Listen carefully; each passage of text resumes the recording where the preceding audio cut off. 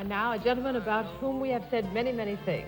You're going to meet once again, and I hope for many years to come, the Aristotle of Mount Kisco. Bon vivant, heaven knows what else, but very importantly, panelist on What's My Line, who has taught me the beauties of brotherly love. Little boy that lives next door to me in Mount Kisco. A gentleman who makes his wife very happy, who makes his friends very happy, and now he's made my son very happy by giving him all those marvelous landmark books. But above all things, he is truly one of the greatest publishers in America, Mr. Bennett Cerf. Everybody that can't go see him, come see Bennett Cerf every Sunday night. Bennett, now you've learned your lesson tonight. You ask a question and you get an answer. Yes, but not such a long one.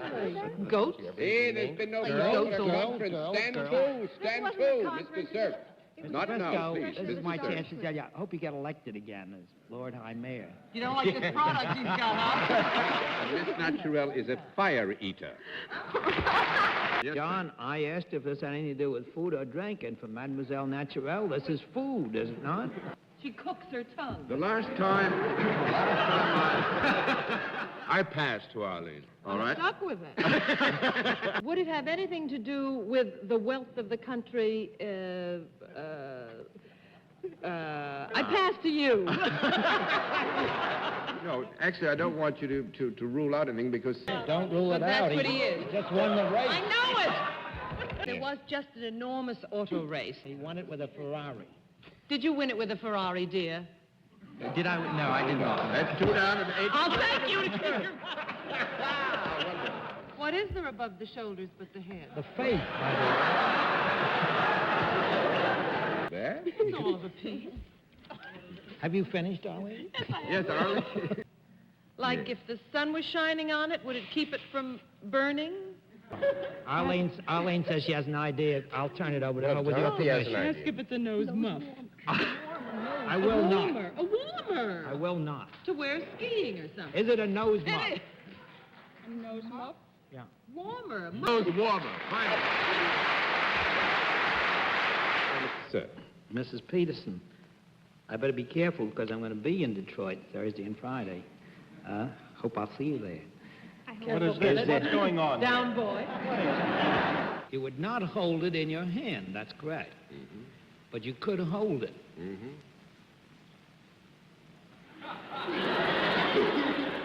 It takes 2 to tango. A gentleman that usually sits at my left is quite a lot farther left of me tonight, which is only right, because he is sitting in the place of honor, a place that I know he's going to fill magnificently. May I have a small conference?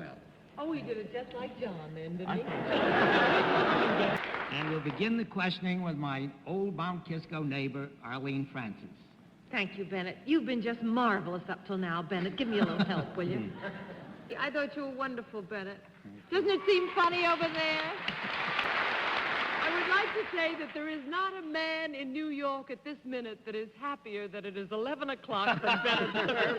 Good night, Caesar. Thank you. Go, Mr. Cerf. Miss Buca, have you got anything to do Miss with... Buca, you've just made a marriage in heaven. You have studied the Buca method. Oh, Cupid, sir. On my left, a lady who has asked me to say that the condition of her eye is in no way any fault of mine. My wife, Arlene Francis. That clears it up. I hope so. And now a gentleman who comes to us tonight with no scars whatsoever, Mr. Bennett Cerf. Arlene, no cigars, but a lot of cigarettes. Oh, Bennett, and I was doing so nicely for you. There goes the other eye.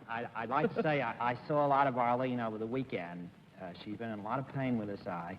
She's about the best sport I've ever met. Ah, thank you. The whole family, thanks. Prodigal has returned happily, 3 pounds lighter, 3 shades darker from Miami. I was amazed at how good you all were. Thank you, Bennett. Didn't miss me a bit. Yes, we did. You were hot as a pistol. She could, under certain circumstances, go north or south or east or west or up or down. Is this anything whatever to do with the airplane? No.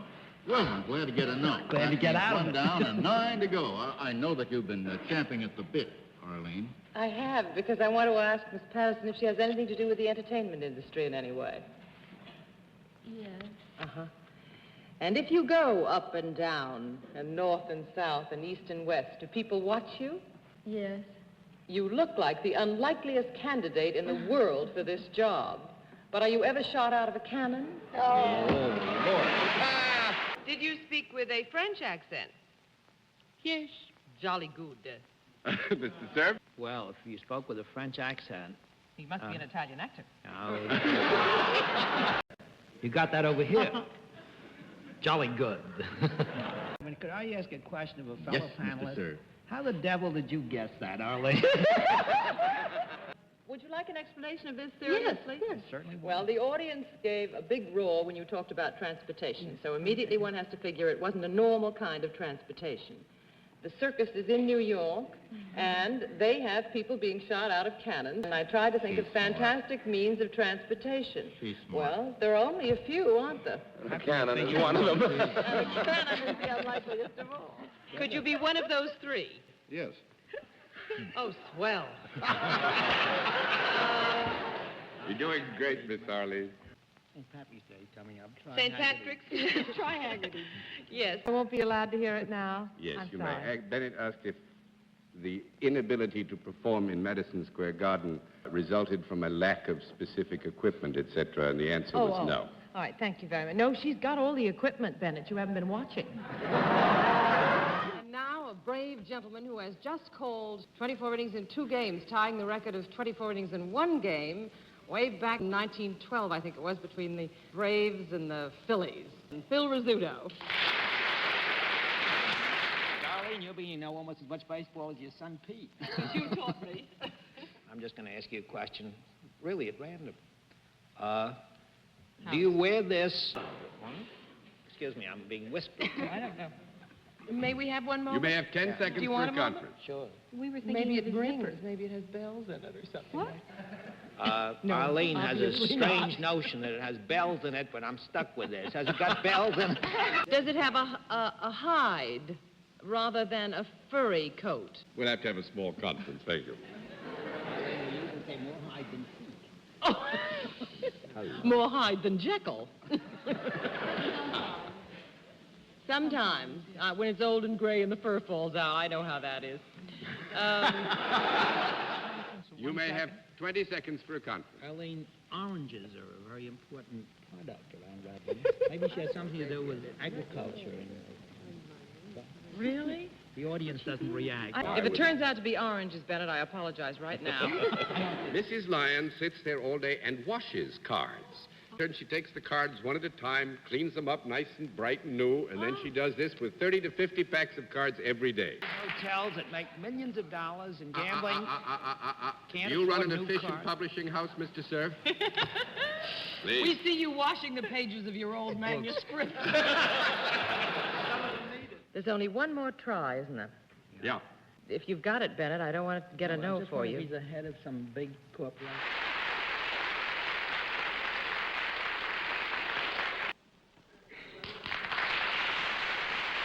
Are you the producer of one of the great successful pictures of the current year? Did you say year? Yes. Yes, I did, if that gets me off. I What said year? This year. He meant of all time. Yes. Would it be, by any chance, the man who is the producer of what will be the box office champion of the year and maybe of all years? Who I have in mind is the producer of the 10 Commandments.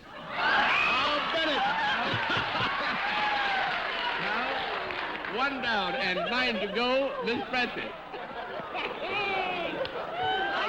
I would like to say that one of those commandments I want to remind the gentleman of at this moment, and that is, thou shalt not kill.